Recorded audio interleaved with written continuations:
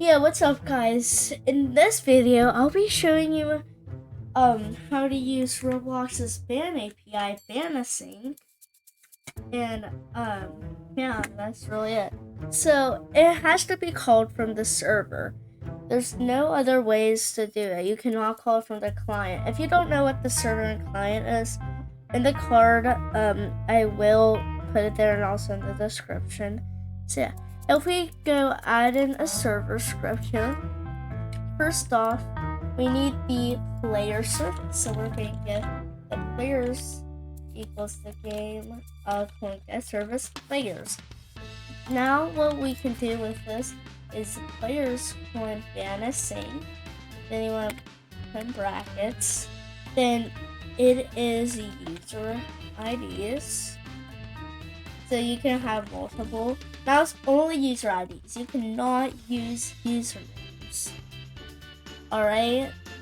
So for my ID, it is that. So we're gonna ban that. Apply to universe means if you have multiple games, like you're using a place, it'll ban every single thing. So apply to universe equals true. Duration as well. How long is this? Is in seconds. So -1 is permanent. Other stuff is literally just seconds. So if you want that, but -1 is permanent. Display reason is the reason that it actually displays. So you can have word testing reasons. And then the next one, private reasons, just shows to you private reason, I guess. Then our second to last one is exclude alt accounts, which just bans all known alt accounts. And then the last new one is apply device block.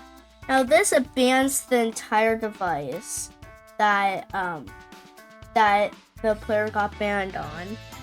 On the dev form, it says when true, Roblox will block the banned user's device from rejoining the game for 24 hours after the ban is applied.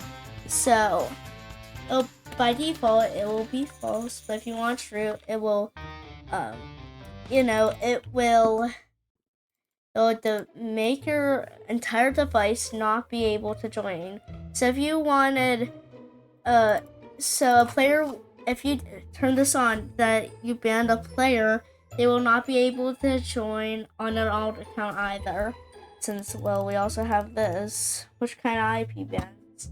So yeah, that is that. To know it's working, open output, and you should see BanAsync will proceed on production game server, skipping request and test environment. This is literally all it is. But keep in mind, you cannot call this from the client. If we put a client script in, this is the error you will see. Yeah, BanAsync can only be called on the server. So yeah, if you enjoyed this long form, please consider subscribing. I mean, I could make this in short. I mean, right now it's a recording, plus I'm gonna add some cuts and editing. It's literally only been 4 minutes and 10 seconds. I could easily put this into a short. But yeah, anyway, I hope you enjoyed the video. If you did, please consider subscribing. It really means a lot. And yeah, peace.